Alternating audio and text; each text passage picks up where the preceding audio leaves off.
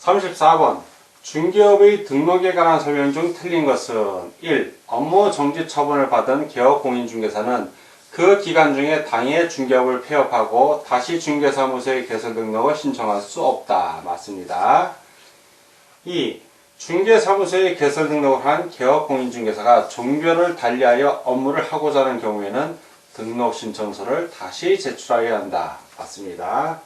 3번 등록 신청을 받은 등록관청은 10일 이내에 개업 공인중개사의 종별에 따라 구분하여 등록을 하고 등록 신청인에게 서면으로 통지해야 한다. 예, 서면으로 통지하는 건 맞는데 10일 이내가 아니라 이것은 7일 이내입니다. 7일. 그래서 X. 4. 등록관청은 중개사무소 등록사항을 공인중개사협회에 다음 달 10일까지 통보해야 한다. 맞습니다. 5. 등록관청은 등록증을 교부하는 때에는 손해배상 책임을 보장하기 위한 보증의 설정 여부를 확인해야 한다. 맞습니다. 다 오고 하나만 X 틀린 것을 고르니까 34번은 3번이 정답이 되겠습니다. 35번 법인의 중개사무소 개설 등록 요건 중 옳은 것은 1. 중개사무소 확보 계획을 수립할 것. 확보 계획을 수립하는 게 아니라 확보를 증명하는 서류예요. 서류. 확보 증명 서류. 그래서 X.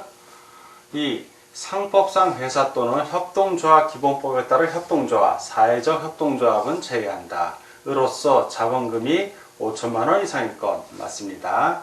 3. 임원 또는 사원 전원이 연수교육을 받았을 것. 연수교육이 아니라 실무교육입니다. 실무교육. 그래서 X. 4. 중개업과 감정평가업을 영위할 목적으로 설립된 법인일 것. 감정평가업이 아니라 공인중개사법 제14조에 규정된 업무만을 영위할 목적으로 설립되어야 합니다. 그래서 X. 5. 임원 또는 사원의 2분의 1 이상이 공인중개사일 것. 2분의 1 이상이 아니라 3분의 1 이상입니다. 그래서 X. 다 X고 하나만은 옳은 것을 고르니까 35번은 2번이 정답이 되겠습니다. 36번 공인중개사 자격취득자 중 중개사무소에 개설 등록을 할 수 없는 자. 자, 이건 등록을 할 수 없는 거니까 등록의 결격사유자를 찾으라는 얘기입니다. 결격사유. 보겠습니다. 1. 피한정 후견 개시의 심판을 받지 아니한 사실상 피한정 후견 상태에 있는 자. 자, 이 사람은 결격사유 아니죠? 받아야 됩니다. 그래서 이것은 결격사유 아니니까 X. 2번 파산 선고를 받고 복권된 자. 복권되지 아니한 자가 결격사유입니다. 그래서 X. 3. 중개사무소 개설 등록이 취소된 후 3년이 지난 자. 지나지 않은 자죠. 그래서 X. 4. 도로교통법 위반으로 벌금형을 받은 자. 도로교통법은 상관없죠. 공인중개사법 위반 400만원 이상입니다. 벌금형. 그래서 X. 5. 금고 이상의 형의 집행유예를 받고 그 유예 기간 중에 있는 자. 이것은 결격사유에 맞습니다. 그래서 다 X고 하나만 결격사유이기 때문에 36번은 5번이 정답이 되겠습니다. 다음 37번 문제입니다. 37번 공인중개사 법령상 중개사무소의 개설 등록에 관한 설명으로 옳은 것은 다른 법률에 의해 중개업을 할 수 있는 법인은 제한. 그러니까 농협 같은 걸 얘기하는 겁니다. 자, 1. 공인중개사가 개설 등록을 신청하려는 경우 연수교육을 받아야 한다. 연수교육 아니죠. 실무교육이 되겠습니다. X. 2번 개설 등록을 하고자 하는 자가 사용대차한 건물에는 개설 등록할 수 없다. 아니, 개설 등록할 수 있죠. 사용대차한 거니까. 있다는데 없다고 했으니까 X. 3. 건축법상 가설 건축물 대장에 기재된 건축물에는 개설 등록할 수 없다는데 있다고 되어 있네요. 그러니까 X. 4번 법인의 경우 대표자가 공인중개사이어 하며, 자, 대표자를 포함한 임원 또는 사원의 3분의 1 이상은 공인중개사이어야 한다. 포함이 아니라 대표자를 제외합니다. 제외한 임원 또는 사원의 3분의 1 이상이 공인중개사이어야 하는 겁니다. 일단 대표자는 공인중개사이어야 하고 그 대표자 이외의 임원 또는 사원은 3분의 1 이상이 공인중개사이어야 합니다. X. 5.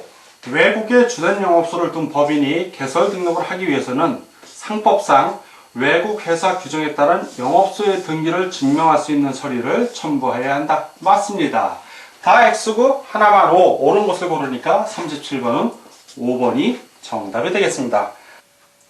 38번 공인중개사 법령상 중개사무소의 설치 기준에 관한 설명으로 틀린 것은 1. 다른 법률의 규정에 따라 중개업을 할 수 있는 법인의 분사무소에는 공인중개사를 책임자로 두어야 한다. 예, 두어야 하는 것은 아닙니다.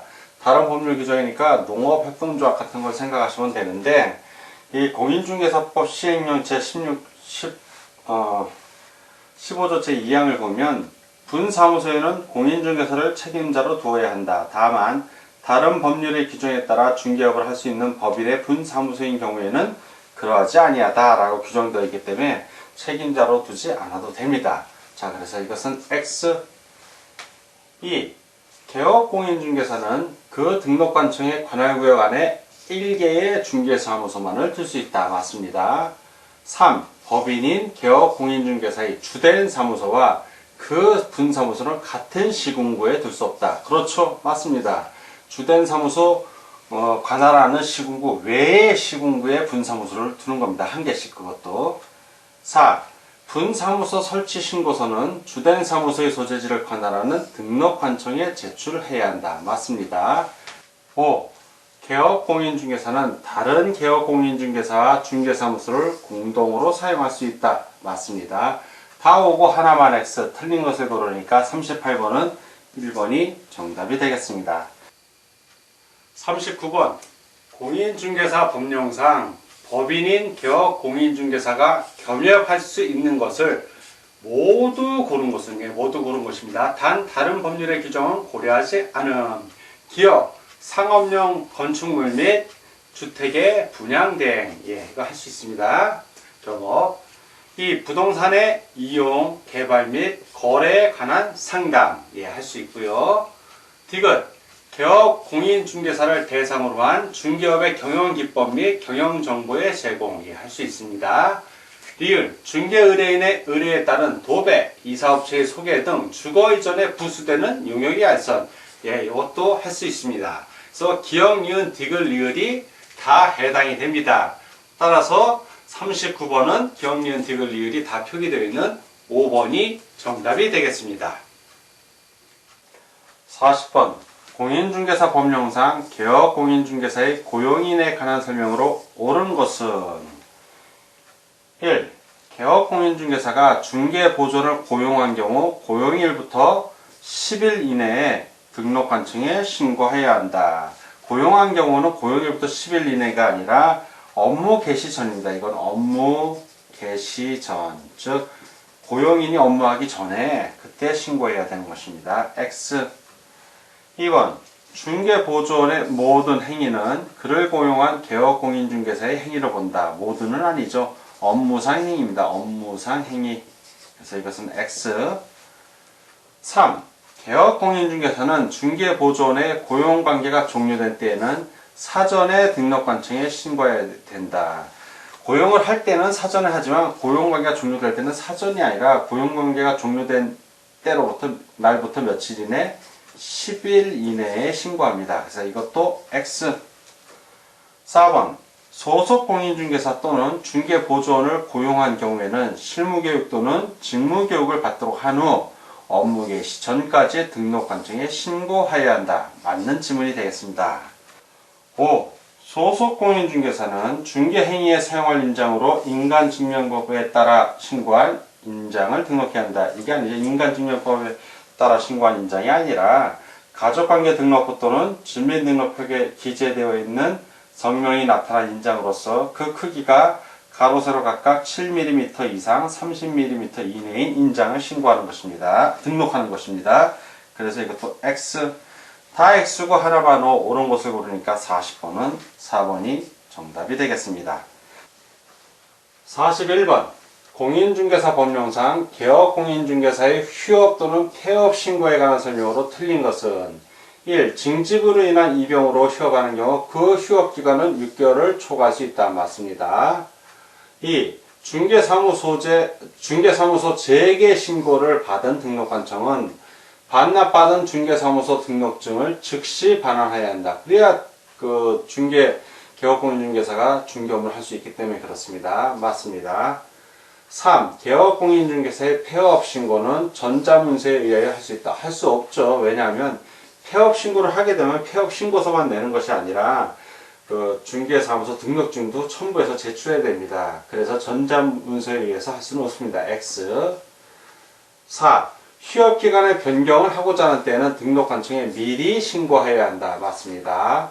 5. 중개사무소에 개설 등록 후 3개월을 초과하여 업무를 개시하지 아니하고자 할 때는 등록관청에 미리 신고해야 한다. 맞습니다. 다 오고 하나만 X, 틀린 것을 고르니까 41번은 3번이 정답이 되겠습니다. 42번. 개업공인중개사가 중개사무소 안의 보기 쉬운 곳에 게시하여야 하는 각종 증명 또는 서류이다. 틀린 것은.